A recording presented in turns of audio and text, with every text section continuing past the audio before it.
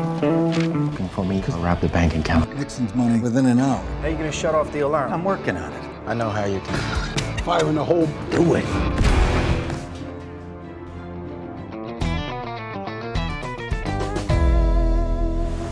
Film ini bercerita tentang perampokan terbesar sepanjang sejarah Amerika. Dan uniknya yang menjadi target mereka adalah uang simpanan Presiden Amerika saat itu, yaitu Nixon. Setelah perampokan besar itu terjadi, ratusan agen FBI turun tangan untuk menyelidiki kasus tersebut. Namun nyaris tak mendapatkan petunjuk, saking matangnya rencana perampokan itu. Sampai kemudian ada sebuah celah kecil yang menuntun keberhasilan para agen FBI menangkap para pelaku. Kecuali satu orang bernama Harry Barber. Di manakah Harry berada dan bagaimana dia bisa lolos? Ini dia guys, cerita nyata dari perampokan yang pernah terjadi dan diangkat ke sebuah film yang diberi judul Finding Steve McQueen. Tahun 1980 di Pennsylvania, seorang pria bernama Harry James Barber datang ke sebuah kafe untuk menemui pacarnya yang bernama Molly Murphy. Mereka berdua ini saling mencintai satu sama lain dan punya aturan untuk tidak membohongi satu sama lain. Namun kali ini, Harry tampak gugup ketika mau menjelaskan mengenai siapa dia sebenarnya. Karena selama ini ada rahasia besar yang belum ia jelaskan. Harry pun mulai menceritakan masa lalunya, tepatnya pada tahun 72 saat ia masih berada di Ohio. Harry dulunya punya hobi kebut-kebutan guys, bergaya selengean, suka mencuri mobil, serta sangat menggilai seorang aktor Hollywood bernama Steve McQueen. Walaupun ia belum pernah ditangkap karena merampok atau mencuri, tapi Harry seringkali ditilang karena asik kebut-kebutannya yang tak tahu aturan. What's your name again? Steve McQueen. Molly baru tahu jika nama asli pacarnya bukanlah John Barber, melainkan Harry James Barber. Molly langsung menduga jika Harry mengganti namanya demi menghindari tumpukan surat tilang yang sangat banyak. Tetapi Harry langsung membantah hal itu. Dan ia pun mengaku kalau dirinya mengganti nama karena menjadi buronan FBI. Ia merampok United Bank California 8 tahun yang lalu, yang menjadi perampokan bank terbesar dalam sejarah saat itu. Molly tentu saja menganggap pengakuan tersebut ya hanyalah bualan. Tetapi Harry meyakinkannya dengan bercerita awal mula perampokan itu terjadi.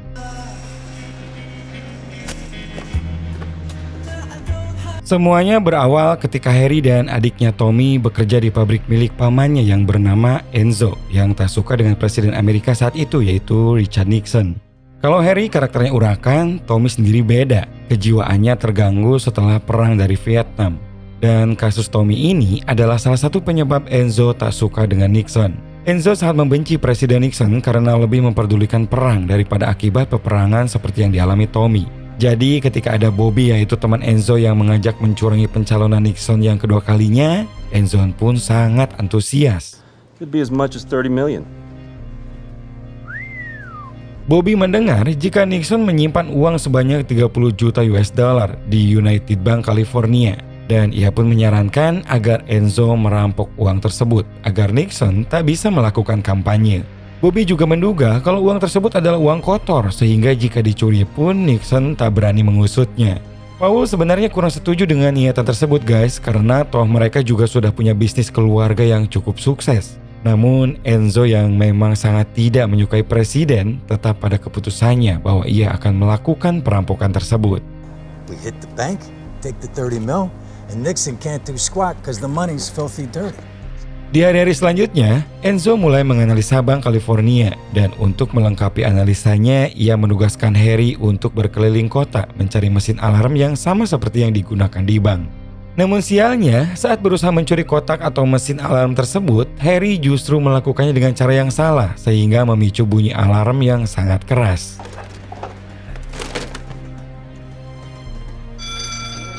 Hal itu tentu saja mengundang kecurigaan para polisi yang berpatroli, sehingga mau tak mau Harry harus mengeluarkan skillnya untuk kebut-kebutan. Beruntung saat itu ia masuk ke dalam daerah yang sempit dan berhasil membuat kedua mobil polisi yang mengejarnya tertinggal di belakang. Malamnya guys, Enzo beserta dua saudaranya yaitu Paul dan Ray mendiskusikan mengenai solusi mengatasi mesin alarm yang ada di bagian dinding atas bank. Enzo sebenarnya bisa mematikan alarm tersebut, namun masalahnya Enzo tak kuat jika harus lama-lama bergelantungan. Saat semuanya kebingungan, Harry kemudian memberikan ide, yaitu dengan cara menyemprotkan cairan aerosol ke dalam kotak alarm. Sehingga ketika cairan itu mengeras, maka mekanisme lonceng akan mati. Setelah solusi ditemukan, 1 minggu kemudian, mereka berlima termasuk Tommy pergi ke California dan menyewa sebuah villa yang jaraknya paling dekat dengan bank. Di sana, Enzo sebagai ketua dan juga otak dari rencana menganalisa blueprint dana bank dan mengutarakan strateginya yang akan dilakukan nanti. Ia menjelaskan kalau mereka semua akan masuk lewat atap dan melubangi beton brankas dengan dinamit. Semua mempunyai tugas masing-masing. Paul sebagai yang menyiapkan dinamit, sementara ia dan Harry akan memutuskan alarm dan sensor. Untuk sisanya, Tommy dan Ray berjaga dan membantu menyiapkan peralatan. Perampokan itu akan dilaksanakan Jumat malam setelah bank tutup pukul 5:30 sore. Nah, sehari sebelum perampokan guys, mereka semua datang memeriksa kondisi sekitar bank. Dan kebetulannya di pinggir bank ada sebuah bar yang selalu ramai. Hal itu tentu saja menjadi keuntungan bagi mereka karena bisa sedikit meredam suara ledakan dinamit. Walau begitu, agar tak mencolok, Enzo memerintahkan agar Tommy mengumpulkan beberapa kantong pasir untuk menutup suara ledakan yang timbul ke atas. Setelah rencana sudah matang dan tugas masing-masing sudah jelas, malamnya seluruh tim Enzo pergi ke bank lewat jalur belakang.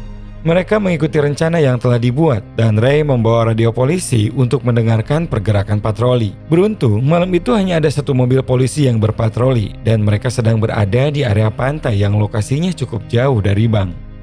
Setelah memastikan keadaan aman, Enzo mulai melubangi lapisan atap pertama dan segera mematikan sensor alarm bersama Paul. Setelah selesai, selanjutnya adalah tugas Paul, yaitu melubangi beton terakhir yang membatasi dengan brankas yang ada di bawah.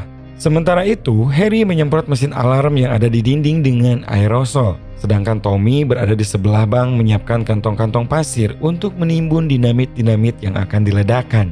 Rencana tersebut berjalan dengan lancar dan ketika semua siap, dinamit itu pun segera diledakkan.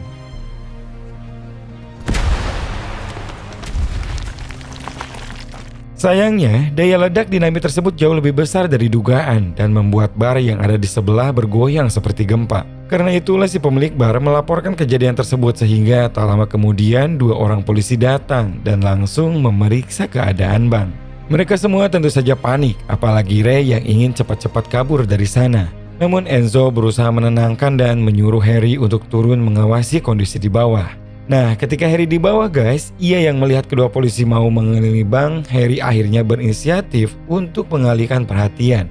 Tanpa perintah dari Enzo, ia mengganti pakaiannya dan masuk ke dalam bar. Di sana Harry langsung membuat ulah dengan mengadu domba 2 orang pengunjung.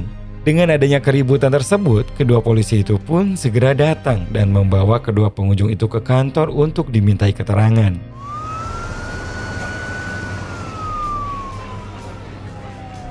Rencana Harry pun berhasil, dan setelah kondisi aman terkendali, dengan tangga yang sudah disiapkan mereka kemudian turun ke dalam brankas. Enzo segera memberi arahan agar mereka semua membuka setiap kotak dan memprioritaskan buku tabungan luar negeri, cek ataupun berlian-berlian.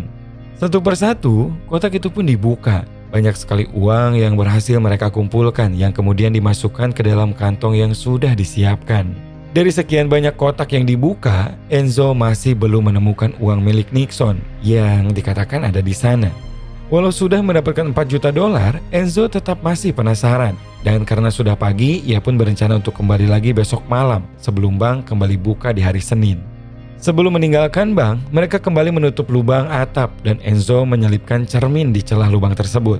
Cermin ini besok siang akan memantulkan cahaya matahari yang mengarah ke villa. Semua itu bertujuan untuk memastikan keamanan. Jika pantulan tersebut hilang, maka kemungkinan besar aksi mereka sudah ketahuan dan harus segera pergi dari California.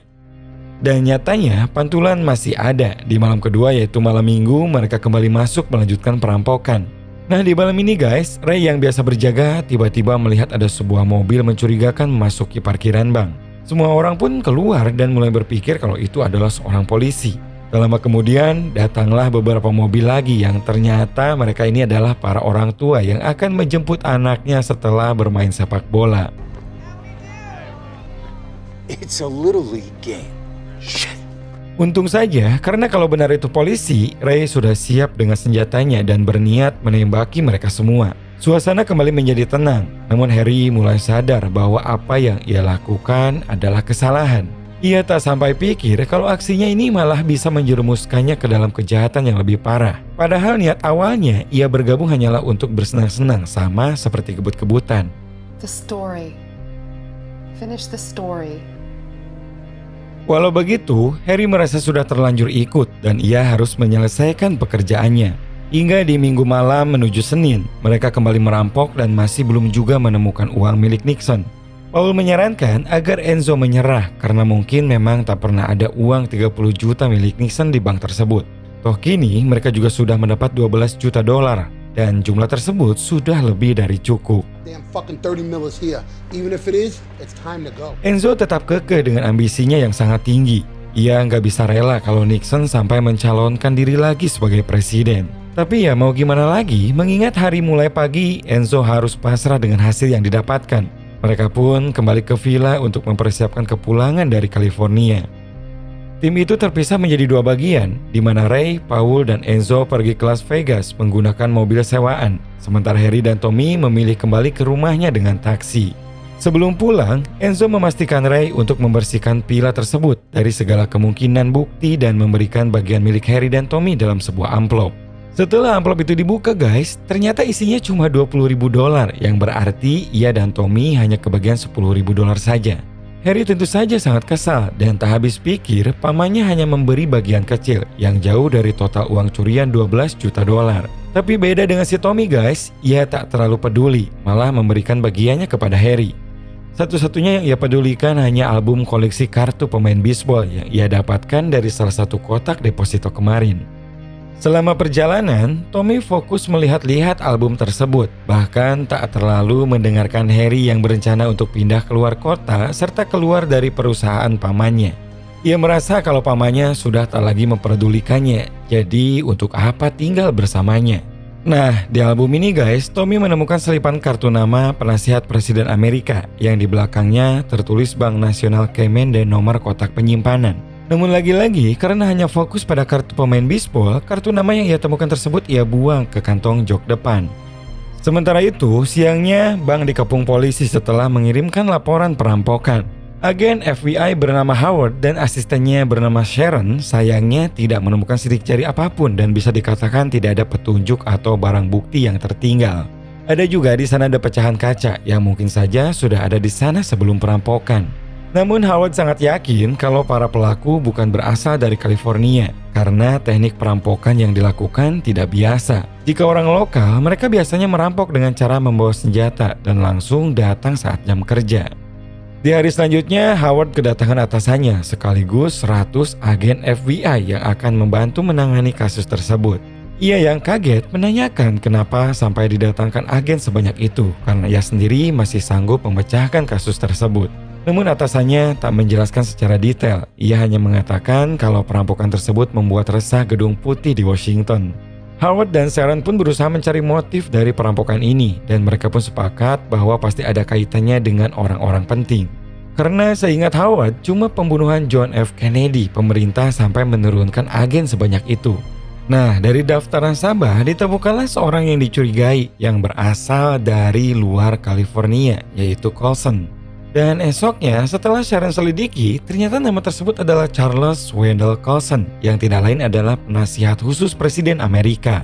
Kecurigaan Howard mulai ada titik terang dan ia mulai menyadari alasan dikerahkannya 100 agen FBI untuk satu kasus perampokan, yaitu karena kemungkinan uang incaran para perampok tersebut adalah uang presiden. Howard kemudian meminta atasannya untuk menanyakan hal itu langsung. Carlson pun hanya menjawab kalau isi kotak depositonya hanyalah album kartu bisbol yang harganya sekitar 200-300 dolar. Howard tentu saja semakin curiga karena buat apa jauh-jauh ke Bank California hanya untuk menyimpan album yang harganya juga tak terlalu mahal. Penyelidikan tersebut bisa dikatakan tak mendapatkan kemajuan, apalagi Howard juga dilarang oleh atasannya untuk berbicara lebih dalam dengan Carlson. Namun guys, inilah titik di mana semuanya terungkap saat Howard bermain trompet untuk bersantai. Ia melihat pantulan sinar matahari yang dipantulkan oleh permukaan trompetnya dan sontak saja ia langsung teringat dengan cermin yang ia temukan di atap bank.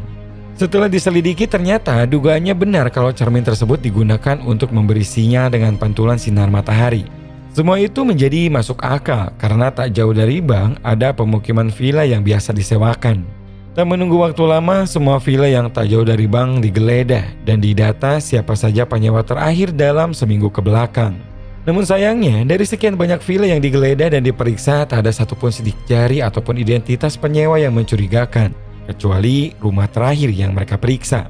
Bukan ada petunjuk sih, cuma agak aneh saja rumah itu disewa oleh Steve McQueen, yaitu nama artis terkenal.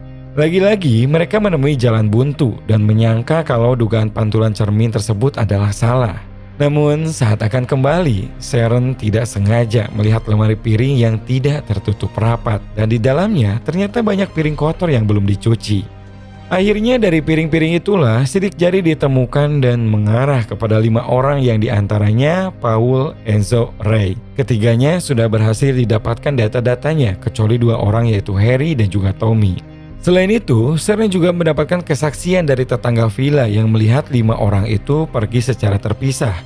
2 orang menggunakan taksi dan 3 orang lainnya menggunakan mobil pribadi. Semuanya mulai terungkap. Mobil pribadi tersebut berhasil diselidiki dan ditemukan di tempat penyewaan di Las Vegas. Sementara untuk taksi yang dimaksud juga berhasil ditemukan dengan mudah setelah dicari dengan petunjuk penumpang yang memberi tip besar atas nama Harry.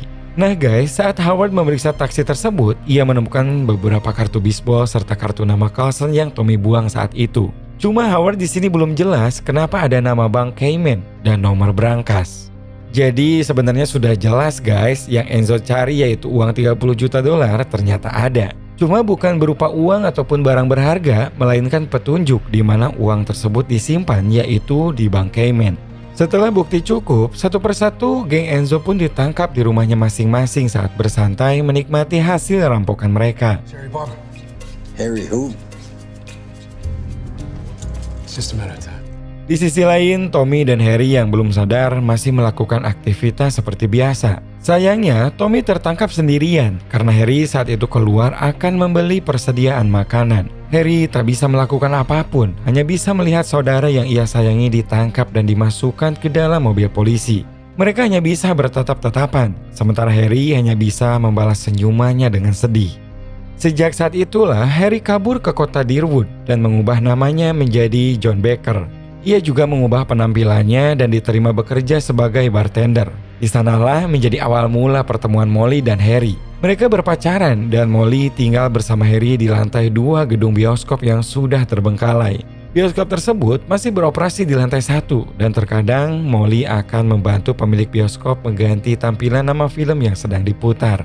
Sebenarnya selama 7 tahun mereka bersama, Harry merasa bersalah dengan Molly karena mereka telah berjanji untuk tak merahasiakan apapun. Ia semakin bersalah ketika Molly mengajak Harry bertemu keluarganya dan memperkenalkan diri sebagai John Baker. Harry tak bisa berterus terang saat itu karena melihat ayah Molly adalah seorang sheriff terpandang. Dan yang paling penting, ia tak mau kehilangan Molly. Waktu pun terus berjalan seperti sebelumnya, sampai tibalah di mana Harry sudah merasa lelah dan berniat mengutarakan semuanya kepada Molly. Nah, di sini sampailah di awal film tadi, guys. I gotta tell you, man. It's gonna sound a little surprise. Setelah mendengar semua ceritanya, Molly akhirnya menerima karena ia juga sudah sangat mencintai Harry dan tak mau kehilangannya. Namun sudah terlambat karena ternyata sebelum ke kafe, Harry lebih dulu menemui ayah Molly dan menceritakan hal yang sama serta sudah siap menyerahkan diri ke polisi. Pertemuan itu menjadi pertemuan terakhir bagi keduanya karena tak lama kemudian para polisi sekaligus Howard datang ke sana. Molly tentu saja sangat kecewa dan histeris dan tak mau menyerahkan kekasihnya. Namun di sini Harry yang sudah pasrah berusaha meyakinkan Molly kalau ini jalan terbaik hingga akhirnya Molly pun pasrah dan berjanji akan tetap menunggu Harry. I'll wait for you forever. About 5 to 10 years. Perampokan Bank United California adalah yang terbesar dalam sejarah Amerika. Namun tak begitu diekspos ya karena di dalamnya terkait dengan para petinggi pemerintah saat itu. Harry kemudian dijatuhi hukuman 7 tahun dan mendapat keringanan 3 tahun karena kelakuannya selama di Deerwood sangat baik. Dan saat film ini dirilis, Harry menjadi seorang tukang dan kini tinggal di California Selatan. Nah, untuk Steve McQueen, aktor Hollywood idola Harry, ia meninggal di November tahun 80, tepat di umurnya yang ke-50.